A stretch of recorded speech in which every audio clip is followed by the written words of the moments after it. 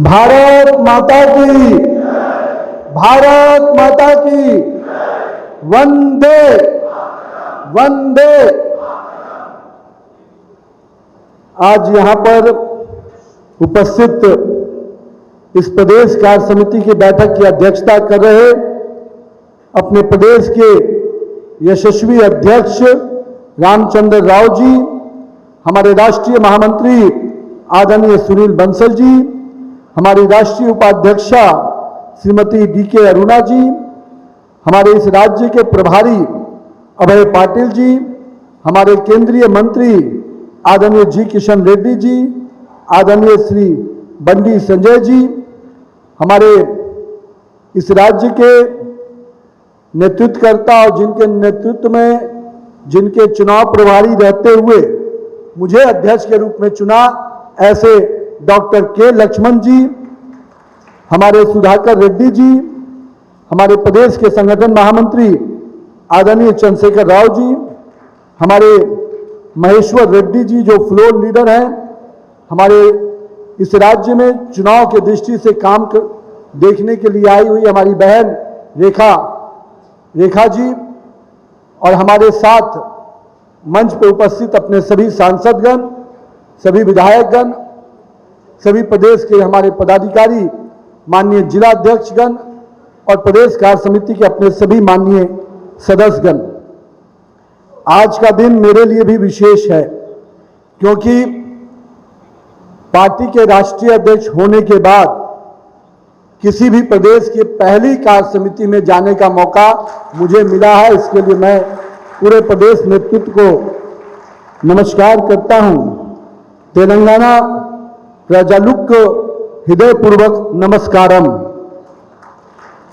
साथियों, आज जब मैं इस प्रदेश कार्य समिति को संबोधित करने के लिए खड़ा हुआ हूं तो मुझे तेलंगाना में पूरी तरह से जो पिछले 2 दिनों के मेरे प्रवास में मुझे देखने को मिला कि तेलंगाना में अब भाजपा का भविष्य निश्चित रूप से सुनहरा दिख रहा है और आने वाला भविष्य भाजपा का होगा तेलंगाना में, यह विश्वास मुझे दिख रहा है। आप जो यहां पर सभी लोग उपस्थित हुए हैं, निश्चित रूप से संगठन के निर्माण के लिए, पार्टी के विचारों के वाहक के रूप में और तेलंगाना के भाजपा के वैसे सेनापति हैं जिनके नेतृत्व में हम तेलंगाना के उस सपने को साकार करेंगे जो उसके गठन के समय में तेलंगाना के लोगों ने देखा है। यानी हम तेलंगाना के लोगों को उसके सपनों का तेलंगाना बनाने का संकल्प लेंगे इस कार्य समिति से। मित्रों, हम सबकी ये यात्रा, जो भारतीय जनता पार्टी का एक एक कार्यकर्ता जिस यात्रा में निकल पड़ा है, वो यात्रा विचार के साथ है, वो यात्रा त्याग की यात्रा है, वो यात्रा तपस्या की यात्रा है और वो यात्रा राष्ट्र को प्रथम रखने की यात्रा है। उस यात्रा के हम सभी सहभागी हैं। मित्रों, आज भारतीय जनता पार्टी का ये जो विशाल वटवृक्ष आप देखते हैं, ये कहीं ना कहीं हमारे कार्यकर्ताओं के परिश्रम का, हमारे कार्यकर्ताओं के मेहनत का प्रतिफल है कि आज भारतीय जनता पार्टी जो 1980 में अपने स्थापना के कालखंड में पहले चुनाव में मात्र 2 सांसदों वाली आज पार्टी थी, आज विश्व की सबसे बड़ी पार्टी बनकर उभरी है। इसका श्रेय भारतीय जनता पार्टी के बूथ के कार्यकर्ता को जाता है, क्योंकि वह बूथ का कार्यकर्ता जो सबसे निचले स्तर पर काम करते हुए भाजपा के कमल खिलाने का संकल्प को पूरा करता है। मैं आज के दिन भारतीय जनता पार्टी के अपने उस वटवृक्ष को स्थापना काल से हम कह सकते हैं, जब जनसंघ काल में जनसंघ की स्थापना हुई और उस वटवृक्ष को बड़ा करने में और उसको कहीं ना कहीं अपने प्रेरणा से आगे बढ़ाने वाले अपने श्रद्धेय श्यामा प्रसाद मुखर्जी जी को भी याद करता हूं, उनके बलिदान को याद करता हूं, क्योंकि वैसे ही नेताओं का बलिदान है जो आज भारतीय जनता पार्टी इस रूप में दिख रही है। मित्रों, आज के दिन मैं पंडित दीनदयाल उपाध्याय जी के उस एकात्म मानव दर्शन को भी याद करना चाहता हूं, क्योंकि आज उनके वो विचार ही थे जो हमारे नेतृत्वकर्ता माननीय नरेंद्र मोदी जी ने अंतिम व्यक्ति तक विकास की योजनाएं कैसे पहुंचे, अंत्योदय के सपने को साकार करने में लगे हैं मित्रों। आज के दिन मैं अपने श्रद्धेय अटल बिहारी वाजपेयी जी को भी स्मरण करता हूं, जिन्होंने इस देश में एक ऐसी राजनीति की शुरुआत की जिसमें संवाद है, शालीनता है और सुशासन की सरकार का मॉडल है। मैं मानता हूं हमारे नेतृत्वकर्ता माननीय प्रधानमंत्री श्री नरेंद्र मोदी जी आज अपने इन तीनों विचारों के पुरुष हम कह सकते हैं कि श्यामा प्रसाद मुखर्जी जी का एक भारत श्रेष्ठ भारत, दीनदयाल उपाध्याय जी का अंत्योदय और माननीय श्रद्धेय अटल बिहारी वाजपेयी जी का सुशासन की सरकार, कहीं न कहीं इन तीनों चीजों को आत्मसात करते हुए आज माननीय प्रधानमंत्री जी आधुनिक भारत के निर्माण में लगे हैं। और मैं मानता हूं कि उनके नेतृत्व में जिस प्रकार से पिछले 12 वर्षों में माननीय प्रधानमंत्री नरेंद्र मोदी के नेतृत्व में जिस प्रकार से विकास की योजनाओं को अंतिम व्यक्ति तक पहुंचाने के संकल्प को पूरा किया गया, जिस प्रकार से इस भारत को एक भारत श्रेष्ठ भारत की कल्पना से कश्मीर से कन्याकुमारी तक भारत का तिरंगा लहराता रहे, उसके सामने कोई गुस्ताखी न कर सके, इस संकल्प को पूरा करने का काम हमारे नेता आदरणीय प्रधानमंत्री जी ने किया है। मित्रों, अगर आज हम कहते हैं कि सुशासन की सरकार की बात, तो मैं मानता हूं पिछले 12 वर्षों में जिस प्रामाणिकता के साथ, जिस संकल्प के साथ हमारे नेता माननीय प्रधानमंत्री जी काम कर रहे हैं, मैं मानता हूं कि पिछले 12 वर्षों में हमारे विपक्ष के साथी में भी इतनी हिम्मत नहीं हो पाई कि हमारे एक मंत्री पर भी दाग लगाकर देखे। यह है भारतीय जनता पार्टी का सुशासन की सरकार। लेकिन मित्रों, हम जिस प्रकार से अपने तीनों नेता के प्रेरणा से नरेंद्र मोदी के नेतृत्व में सरकार आगे बढ़ा रहे हैं, लेकिन मुझे मालूम है कि आज भी हमारे पास कई और चुनौतियां हैं। हम सफलता देखकर इस मुगालते में सहज नहीं हो सकते कि अभी हमने अपनी मंजिल पा ली है, हमें अभी और संघर्ष करना है और हमें अपने भारत को, उस सपने को भारत बनाना है जिसकी कल्पना, जिसका सपना स्वामी विवेकानंद जी ने देखा था, भारत को परम वैभव पे पहुंचाने का सपना। मित्रों, लेकिन मित्रों, मैं आप और अपने यहां पर उपस्थित सभी कार्यकर्ताओं से आने वाले वर्षों में भी संघर्ष के लिए आह्वान करने आया हूं। मित्रों, भारतीय जनता पार्टी अगर 2047 में माननीय प्रधानमंत्री नरेंद्र मोदी जी ने सपना देखा है कि हम विकसित भारत बनाकर देंगे, तो सपने को साकार करने के लिए मेरे इस कालखंड के कार्यकर्ताओं को भी अपना पुरुषार्थ करना होगा। इस कालखंड के कार्यकर्ताओं को भी समर्पण और संकल्प के साथ आगे बढ़ना होगा। मित्रों, हम मानते हैं कि जब हमें 2 सीटें आई थी, तब भी हमने संघर्ष को अपना साथी चुना था। हमने संगठन को अपना मार्ग और संगठन को अपनी ताकत समझ के आगे बढ़े थे और हमें मालूम था कि अगर हम जनता का विश्वास जीतेंगे तो निश्चित रूप से एक दिन भारत की सबसे बड़ी पार्टी और विश्व की सबसे बड़ी पार्टी बनकर उभरेंगे।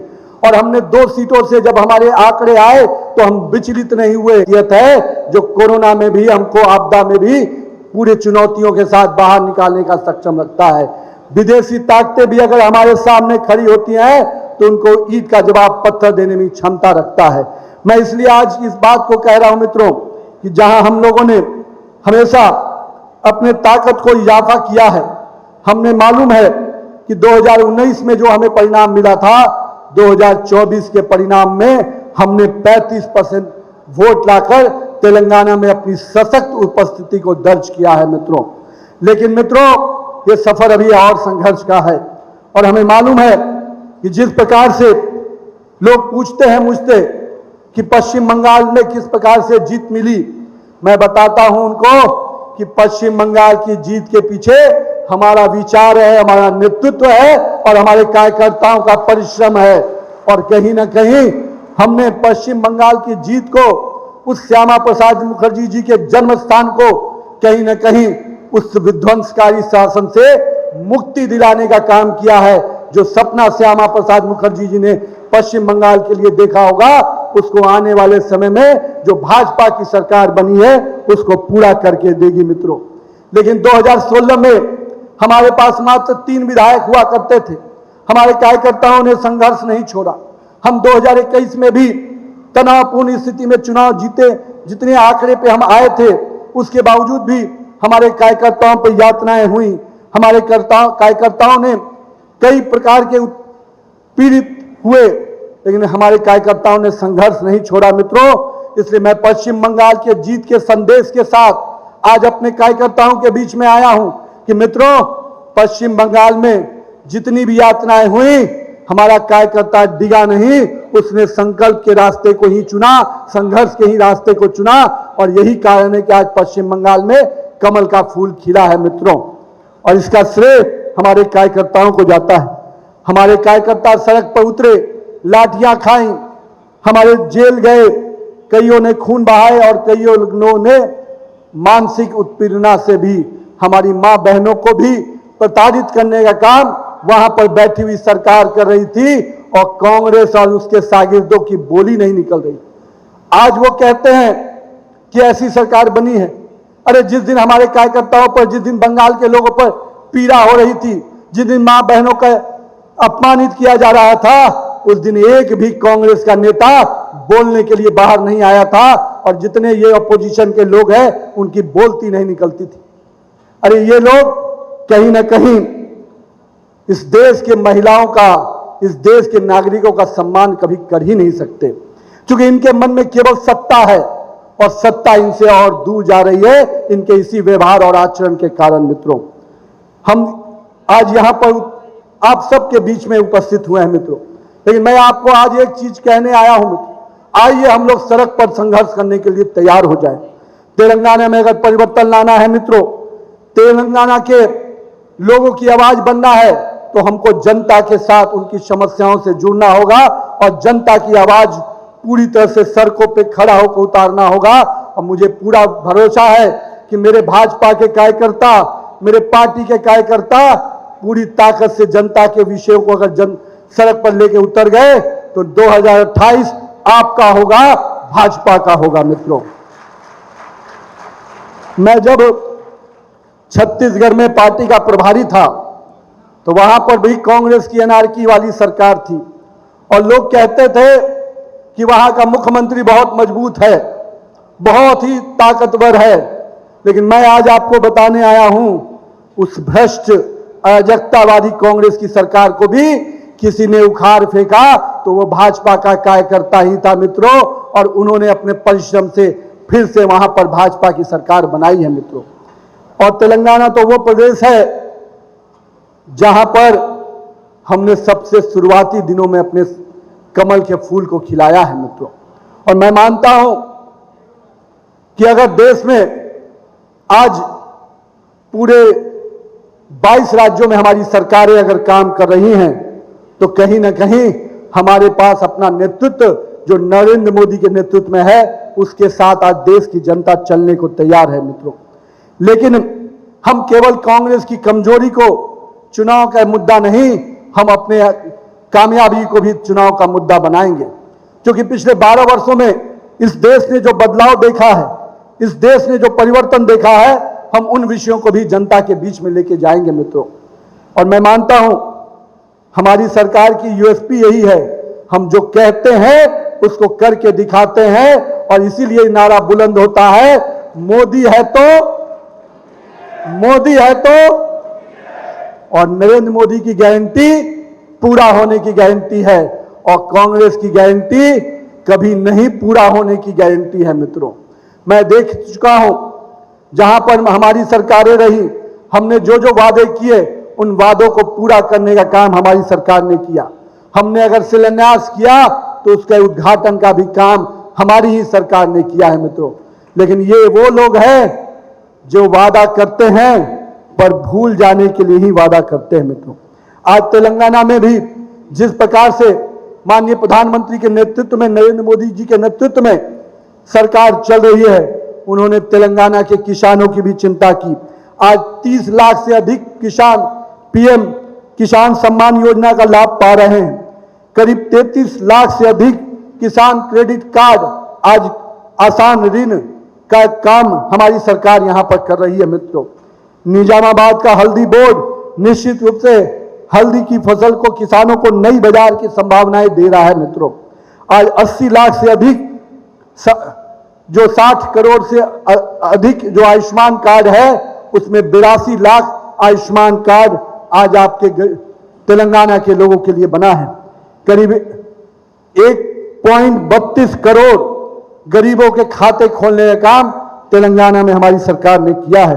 और मुझे आज ये बताते हुए खुशी है कि तेलंगाना के युवाओं को भी कहीं ना कहीं अवसर देने का काम किसी ने किया है तो नरेंद्र मोदी की सरकार ने किया है। 86,800 करोड़ की युवाओं को जो स्वरोजगार की मुद्रा योजना के माध्यम से उनको अवसर दिया है कि वो आत्मनिर्भर भारत बनाने में आत्मनिर्भर युवा बनकर उभरे। आज पूरे देश में कहते थे लोग कि एक गरीब का बेटा, एक चाय बेचने वाला का बेटा इस देश का प्रधानमंत्री कैसे बन सकता है। अरे चाय बेचने वाला का बेटा ही रेवड़ी पटरी वाले का दर्द समझ सकता है और वो दर्द माननीय प्रधानमंत्री ने देखा और समझा। और आज हम कह सकते हैं कि पूरे देश में अगर 75 लाख रेवड़ी पटरी को पीएम स्वनिधि योजना से जोड़ा तो उसमें 7.5 लाख लोग तेलंगाना के अपने रेवड़ी पटरी वाले भाई हैं। मित्रों, मैं इसलिए इन आंकड़ों को चर्चा कर रहा हूं कि ये आंकड़े तेलंगाना के विकास में भारतीय जनता पार्टी और नरेंद्र मोदी के योगदान को दिखाते हैं। मित्रों, और अगर तेलंगाना की जनता ने जब जब हमें जिस प्रकार से आशीर्वाद दिया है, हमने अपने संकल्प को हमेशा पूरा करने का काम किया है। हम सत्ता के आईने से सेवा को नहीं देखते, हमें सत्ता मिलती है न मिले, लेकिन हम सेवा के भाव से अपनी सरकारों को चलाने के लिए संकल्पित है। और यही कारण है कि एम्स जो यहां पर बीबी नगर में आया, और मैं कह सकता हूं जनजातीय विश्वविद्यालय जो समक्का और सरक्का के नाम से जनजातीय विश्वविद्यालय खोलने का काम भी हमारी सरकार ने किया है। आज करीब 23 से अधिक एकलव्य विद्यालय यहां पर चल रहे हैं जो हमारी आदिवासी भाई बहनों को उनके शिक्षा के स्तर को सुधारने के लिए चल रहे हैं। मैं आज इसलिए इन बातों की चर्चा कर रहा हूं। एक ऐसी सरकार है जो पिछले 3 वर्षों में हम कह सकते हैं कि 3 वर्षों में 6 गारंटी देने के बाद एक भी गारंटी पूरा नहीं करती और सोई हुई सरकार को निश्चित रूप से हमें उखाड़ फेंकना है। मित्रों, हमें मालूम है कि अगर हम उनसे ये सवाल पूछेंगे कि बेरोजगारी भत्ता मिला कि नहीं मिला, आपने महिलाओं को जो आर्थिक सहायता देने का वादा किया था वो किया कि नहीं किया, तो मुझे मालूम है उनका जवाब नहीं आएगा। उनके पार्टी के नेता केवल दरबार सजाने में रहते हैं। कांग्रेस को यहां का एटीएम बनाकर दिल्ली के दरबार सजाते हैं। तेलंगाना की जनता की अगर चिंता होती तो इन योजनाओं का लाभ जनता तक पहुंचा होता। मित्रों, हाँ, ये अलग बात है, गारंटी के पोस्टर आज भी नजर आ रहे हैं, पर गारंटी जनता के बीच में नहीं पहुंची है, ये हमें जनता तक पहुंचाना है। मित्रों, आज जब हम पूरे देश में जीएसटी का रिफॉर्म्स करते हैं और जीएसटी के रिफॉर्म्स के माध्यम से हम लोगों को एक सरल व्यवस्था उपस्थित देते हैं और देने का प्रयास करते हैं। हमने इनकम टैक्स के स्लैब को भी 12 लाख तक पहुंचाकर सामान्य लोगों को जीवन में खुशहाली लाने का हमने जो प्रयास किया, लेकिन मुझे दुख होता है कि तेलंगाना में एक ऐसी सरकार है जो अभी भी आरआर टैक्स के माध्यम से दिल्ली के दरबार को पैसा पहुंचाती है। और ये तेलंगाना का जो ये आरआर टैक्स है, इसको निश्चित रूप से तेलंगाना की जनता का जो मेहनत और परिश्रम का पैसा है वो आरआर टैक्स में नहीं जाएगा। हम उस सरकार को ही उखाड़ फेंकेंगे जो इस प्रकार के टैक्स के माध्यम से हमारे लोगों की शोषण करने का काम करता है। मित्रों, हम लोगों ने अपनी लड़ाई को तय कर लिया है। सड़क से लेकर सदन तक इस सरकार को घेरेंगे और इस सरकार की उल्टी गिनती निश्चित रूप से आज से ही शुरू हो गई है। मित्रों, भारतीय जनता पार्टी ये तय करेगी जितने पैसे का काम और कारनामे जो ये सरकार दिखा रही है उसका एक एक रुपए का हिसाब हमारा कार्यकर्ता लेगा। इस बात के लिए आप सब तैयार हो जाइए। मित्रों, हम लोगों ने देखा यहां पर एक भ्रष्टाचारी सरकार को जिस प्रकार से बीआरएस की सरकार चली, भ्रष्टाचार और परिवारवाद से ऊपर नहीं उठ पाया और पूरा समय उनका उसी में बीता। हमें ध्यान में होना चाहिए कालेश्वरम का घोटाला जो निश्चित रूप से बीआरएस को उसकी अंतिम पैदान पर पहुंचाने के लिए काफी हुआ, लेकिन मित्रों जो अगली सरकार बनी उसने भी उसी परंपराओं को जारी रखा, क्योंकि ये कांग्रेस की पुरानी परंपरा रही है। और हम तो कहते हैं कांग्रेस करप्शन ये दोनों पर्यायवाची है। और मैं मानता हूं कि आज क्रिमिनलाइजेशन ऑफ पॉलिटिक्स भी कांग्रेस का प्रयासी बनते जा रहा है। मित्रों, जिस प्रकार से देश के टुकड़े करने वाले गैंग को, देश को नापाक इरादे को पहुंचाने वाले गैंग को जिस प्रकार से कांग्रेस का समर्थन मिलता है, मैं मानता हूं कांग्रेस करप्शन और क्रिमिनलाइजेशन ऑफ पॉलिटिक्स के लिए जानी जाएगी। मित्रों, और कहीं ना कहीं हाल ही में मुझे मालूम हुआ, जो रिवर फ्रंट का नाम से, मूसी रिवर फ्रंट के नाम से जो एक योजना आई है, उसमें भी कांग्रेस ने अपनी परंपरा के तहत लूट का बाजार लगा दिया है। मित्रों, लेकिन हम आपके माध्यम से कांग्रेस की सरकार को स्पष्ट रूप से चेतावनी देते हैं कि जो पैसा आप यहां की जनता का पैसा, यहां के लोगों का मेहनत का पैसा आप राहुल गांधी के विदेश यात्रा में खर्च करते हैं, उसका हिसाब भारतीय जनता पार्टी का कार्यकर्ता लेगा, तेलंगाना की जनता लेके रहेगी। मित्रों, मुझे मालूम है जिस प्रकार से यहां पर मजलिस, कांग्रेस और बीआरएस का खेल चलता है, मैं स्पष्ट रूप से आज कहने आया हूं मित्रों, जिन लोगों ने भी धर्म के आधार पर आरक्षण देने का प्रयास किया है, भारतीय जनता पार्टी उसके पूरी तरह से उसका विरोध करती है। और हम इसको सुनिश्चित करेंगे कि जब हमारी सरकार यहां बनेगी, हम इस धर्म के आधार पर आरक्षण को खत्म करेंगे और उसका लाभ हमारे एससी, बीसी और हमारे एसटी समाज के लोगों को मिलेगा, क्योंकि हम उन लोगों को आगे लाना चाहते हैं जो समाज के उस वर्ग में बैठा है, जिनको आज भी विकास के मुख्य धारा में लाने का काम हमारे ऊपर है। आज अगर हम कहते हैं देश के 25 करोड़ आबादी को हमने गरीबी रेखा से बाहर लाया, तो हमने उस संकल्प को पूरा किया जो हमारे प्रेरणा पुरुष दीनदयाल उपाध्याय जी ने कहा था। अगर आज हम कहते हैं कि हमने अपने सांस्कृतिक विरासत को मजबूत किया है, आज हम कह सकते हैं कि जिस प्रकार से अपने इतिहास के धरोहर को, सांस्कृतिक विरासतों को हमने मजबूत कर निश्चित रूप से सनातन परंपराओं को एक जीवंत करने का प्रयास हमारी सरकार ने किया है। और मैं मानता हूं कि जिस प्रकार से यहां की सरकार ने लगातार हमारे देवी देवताओं का अपमान करने का काम किया, अयप्पा का स्वामी मंदिर पर जो हमला हुआ, उसका अपमान का बदला हम आने वाले समय में जरूर इस सरकार से लेंगे। मित्रों, और केसीआर ने भी जिस प्रकार से जनता ने उनको सबक सिखाया है, लेकिन आने वाले समय में हम उनको और भी जनता की इस आवाज को और बुलंद करेंगे। मित्रों, लेकिन मित्रों, इस परिवारवादी, भ्रष्टाचारी और वादा खिलाफी की राजनीति करने वाले लोगों को निश्चित रूप से हमें अगर बाहर का रास्ता दिखाना है, तो हमें भी पूरे तरह से संघर्ष के लिए तैयार होना होगा। और मैं मानता हूं इन दोनों दलों का और तीनों दलों का अगर एक विषय पर समानता है, तो वो निश्चित रूप से भ्रष्टाचार, परिवारवाद और वादा खिलाफी का।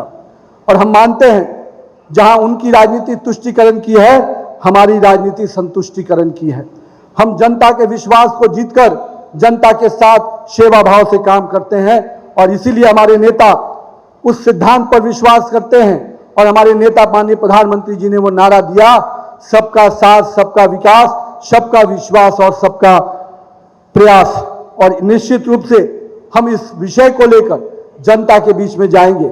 हमें मालूम है तेलंगाना को जिस प्रकार से, जिस सपने के साथ तेलंगाना बना, हमारी श्रद्धेय सुषमा स्वराज जी ने जो संसद के पटल पर जो आवाज बुलंद की, हमारे कार्यकर्ताओं ने और यहाँ के लोगों ने जो कुर्बानी दी, उस सपनों का तेलंगाना निश्चित रूप से अभी अधूरा है, और उस सपने को पूरा करने का काम हमारी सरकार करेगी। मित्रों, और हम उस सरकार को लाने के लिए अपने कार्यकर्ताओं के संघर्ष के लिए आह्वान करते हैं। मित्रों, आज जिस प्रकार से यहाँ की सरकार केवल झूठ का बाजार खोली हुई है, हर पंचायत, हर बूथ तक हमें उस झूठ के बाजार को उजागर करना है। और जिस प्रकार से शहरी और ग्रामीण क्षेत्रों को एक विकास के लिए अलग अलग नीतियों बनाकर काम करने की आवश्यकता है, पर यहाँ की सरकार बड़े इंफ्रास्ट्रक्चर पर ही ध्यान देती है, क्योंकि उसमें उनको गाढ़ी कमाई दिखती है। उन्हें गरीब का आवास बनाने की चिंता नहीं होती है, क्योंकि उसकी चिंता कोई कर सकता है तो देश के नेता माननीय प्रधानमंत्री नरेंद्र मोदी जी कर सकते हैं। आज देश भर में 4 करोड़ गरीबों के अगर आवास बने, तो उसको छत देने का काम कहीं ना कहीं हमारे नेता नरेंद्र मोदी जी ने किया। आज महिलाओं की सम्मान की बात करते हैं तो हमने 12 करोड़ शौचालय अगर बनाए तो महिलाओं का सम्मान, स्वाभिमान और अब उनके अधिकार की भी चिंता नरेंद्र मोदी की सरकार करेगी। मित्रों, आज हम कहते हैं कि हमारी माता बहनें आत्मनिर्भर बनेंगी, तो मुझे मालूम हुआ कि पहली महिला पायलट आज भारतीय जनता पार्टी के सदस्य बनकर आ रही है। ये भाजपा का जुड़ाव महिलाओं के साथ दिखता है मित्रों। लेकिन हम देखते हैं कि हमें अभी और भी महिलाओं को सुदृढ़ करने के लिए, मजबूत करने के लिए काम करना है। और माननीय प्रधानमंत्री जी ने अगर 3 करोड़ लखपति दीदी बनाने का संकल्प को पूरा किया है तो हम मानते हैं कि आज महिलाएं आधी आबादी को हम आत्मनिर्भर बनाने में, और इस भारत को आत्मनिर्भर अगर बनाना है तो आधी आबादी को भी हमको उसी ताकत के साथ खड़ा करना होगा। मित्रों, हमें मालूम है कि कांग्रेस के विधायक हों, कांग्रेस के यहाँ के जो भी तथाकथित सांसद हों, उनके लिए केवल और केवल सत्ता में मेवा ही माध्यम है। लेकिन हम उनको खिलाफ भी, उनके कमियों को, उनके विषयों को लेकर भी जनता के बीच में जाएंगे और जनता को इस आह्वान के साथ जोड़ेंगे कि आने वाले समय में कांग्रेस मुक्त तेलंगाना बनाने का सपना हम सभी लोगों को पूरा करना है। मित्रों, भारतीय जनता पार्टी का एक ही पक्ष है, राष्ट्र पक्ष। हम उस बात को इसलिए कहते हैं, हमारी पार्टी में बहुत स्पष्टता है, nation first, party next, self last. और इसी विषय को लेकर हम भारतीय जनता पार्टी के कार्यकर्ता काम करते हैं। मित्रों, लेकिन आज भारत को जो एक स्वप्न माननीय प्रधानमंत्री नरेंद्र मोदी जी ने दिया है, कोई भी विश्व में देश, वही देश आगे बढ़ता है जो एक साथ मिलकर एक स्वप्न के साथ आगे बढ़ता है। अमेरिका भी अगर आगे बढ़ा तो उसने ग्रेट अमेरिकन ड्रीम्स को देखा, चाइना ने भी अगर आगे बढ़ा तो उसने चाइना को ग्रेट बनाने की बात सोची। और मैं मानता हूं कि जो विकसित भारत का सपना, 2047 में विकसित भारत बनाने का सपना जो प्रधानमंत्री जी ने देखा है, कहीं ना कहीं पूरे देश को एक स्वप्न के साथ जोड़ा है। और आज पूरा 140 करोड़ भारतवासी उस स्वप्न के साथ इस देश को आगे बढ़ाने के लिए संकल्पित है। मित्रों, इस देश में लोग पूछते हैं कि क्या बदला। मैं आज तेलंगाना के कार्यकर्ताओं के सामने उस बात को भी कहने आया हूं। मित्रों, इस देश के तिरंगे का सम्मान पूरे विश्व में बदल गया है। मित्रों, कल तक हमारे ही जमीन पे पाकिस्तान के झंडे लहरा दिए जाते थे और दिल्ली में बैठी हुई सरकार मौन रहती थी। मैं इस बात को जब दोहराता हूं तो कुछ हमारे साथी कहते हैं कि नितिन जी, कांग्रेस के लोगों को पीड़ा होती है। मैं कहता हूं पीड़ा उनको मुबारक हो, लेकिन मुझे याद है 2011 का समय जब दिल्ली में कांग्रेस की मौन सरकार बैठी थी और पाकिस्तान का झंडा कश्मीर के लाल चौक पर लहराता था। मित्रों, लेकिन आज 2014 के बाद पाकिस्तान का झंडा अब भारत के भूमि पे नहीं, कश्मीर के लाल चौक में भारत का तिरंगा लहराता है। ये नए भारत की तस्वीर है। लेकिन मित्रों, हमें मालूम है कि अब ये बहुत सारी चीजें और करनी है। आज हमने आंतरिक सुरक्षा को मजबूत किया है, हमने बाहरी सुरक्षाओं को भी निश्चित रूप से ताकत दी है। और कहीं ना कहीं जो भी लोग नापाक इरादों से देश की तरफ देखते हैं, उनको ईंट का जवाब पत्थर से देने का काम हमारी सरकार ने किया है। मित्रों, चाहे ऑपरेशन सिंदूर हो, चाहे सर्जिकल स्ट्राइक हो, हमने स्पष्ट संदेश दुनिया को दिया है कि भारत अपने हितों के साथ अब कोई समझौता नहीं कर सकता। भारत का एक भी नागरिक पर अगर हमला होगा तो भारत ईंट का जवाब पत्थर से देना जानता है। मित्रों, मैं आज इसलिए इस बात को कह रहा हूं मित्रों कि कांग्रेस के लिए हमेशा तुष्टीकरण की राजनीति ही उसके लिए सबसे बड़ी रही। उसने इस देश की मिट्टी से, इस देश की जमीन से कभी प्यार किया ही नहीं। वो अपने आप को इस देश के आजादी वाली पार्टी कहते हैं, लेकिन मैं कहता हूं वो आजादी वाली पार्टी 1947 में ही दफन हो गई थी, क्योंकि उस आजादी वाली पार्टी को जिसने संघर्ष किया था वो सत्ता में बैठने के लिए लायक नहीं थी। क्योंकि सत्ता में उसने जिस प्रकार के कंप्रोमाइज किए थे, हमें याद होना चाहिए कि नेहरू जी ने जब सत्ता पाई थी तो कितने प्रकार के कंप्रोमाइज इस देश की जनता के हितों से किए थे। मित्रों, इसलिए मैं मानता हूं कांग्रेस कंप्रोमाइज पॉलिटिक्स के लिए जानी जाती है और भारतीय जनता पार्टी राष्ट्रवाद के लिए जानी जाती है। मित्रों, लेकिन मित्रों, हमें आने वाले समय में तेलंगाना के लिए कुछ ड्रीम, कुछ सपने और कुछ विश्वास के साथ जनता के बीच में जाना है। और मैं मानता हूं कि हमारे जितने भी कार्यकर्ता इस वैचारिक लड़ाई के साथ साथ संगठन के निर्माण में अपनी पूरी ताकत लगाएंगे। मित्रों, हमें मालूम है हमें समाज का विश्वास जीतना है। अगर हम समाज का, संगठन का निर्माण करते हैं, समाज का विश्वास जीतते हैं, तो निश्चित रूप से हम बूथ भी जीतेंगे। और जिस दिन हम बूथ जीतने की कल्पना को साकार करेंगे, मैं बात विश्वास दिलाता हूं, एक एक बूथ भारत में जिस प्रकार से भाजपा के कार्यकर्ताओं ने मजबूत किया है, उस बूथ जीतने के साथ हम तेलंगाना को भी जीत कर लाएंगे। मित्रों, आज मुझे पूरा विश्वास है जिस प्रकार से अंग से, बंग से, कलिंग से कमल आगे बढ़ा है, उसी प्रकार से अब त्रिलिंग की धरती पर भी कमल का पूर्ण वैभव देखने को मिलेगा। मित्रों, तो आइए भाजपा के इस सफर को, जो स्वाभाविक रूप से अब कमल का फूल तेलंगाना में खिलाना है, इस संकल्प के साथ हम सभी आगे बढ़े। और परिवर्तन दिल्ली से नहीं आएगी मित्रों, परिवर्तन तेलंगाना की जनता के साथ संघर्ष करके मिलेगा। मित्रों, मैं मानता हूं कि दिल्ली की ताकत देनी है तो प्रदेश के नेतृत्व को मिलती है, प्रदेश के नेतृत्व को ताकत जिला के नेतृत्व को मिलती है, और जिला के नेतृत्व को ताकत मंडल के नेतृत्व को मिलती है, और मंडल का नेतृत्व का ताकत बूथ के नेतृत्व को ताकत देता है। मित्रों, तो आइए पूरी दिल्ली, पूरी राष्ट्रीय स्तर पर भारतीय जनता पार्टी तेलंगाना को अपना मिशन मान ली है, और इस मिशन को पूरा करने का काम हमारे यहां पर बैठे हुए कार्यकर्ता करेंगे। मित्रों, और हम जानते हैं कि तेलंगाना का जीत का अध्याय आप ही के पुरुषार्थ से होने वाला है। मित्रों, तेलंगाना में भाजपा का अपनी सरकार बनाना हमारे लिए केवल राजनीतिक महत्वाकांक्षा नहीं, वर्षों तक जो निस्वार्थ भाव से हमारे कार्यकर्ताओं ने समर्पण भाव से जो संघर्ष और बलिदान किया है, उनके बलिदान और संघर्ष को निश्चित रूप से एक मंजिल तक पहुंचाना है। और हमें उसके लिए इस तेलंगाना के सपनों का, जो यहाँ के लोगों का सपनों का तेलंगाना है, उसे बनाना है। मित्रों, आज मैं आपके सामने ये आह्वान करने आया हूं कि आइए हम हर घर घर जाएंगे, हम उस योजना को जो नरेंद्र मोदी जी ने इस देश के, इस राज्य की जनता के लिए किया है, उन योजनाओं को बताएंगे, और तेलंगाना की वर्तमान सरकार की नाकामी को भी हम बताएंगे। तो मित्रों, आइए, हमारा एक लक्ष्य है विकसित भारत, हमारा एक संकल्प है विकसित तेलंगाना, और हमारा एक विश्वास है भाजपा का विजय। इस आह्वान के साथ, इस विश्वास के साथ कि तेलंगाना में हम भारतीय जनता पार्टी की सरकार बनाने को तैयार हैं। क्या मेरे सभी मित्र तैयार हैं? तैयार हैं? भाजपा में अब तेलंगाना में भाजपा की अपनी सरकार बनाएंगे, पूरी तरह से तैयार हैं?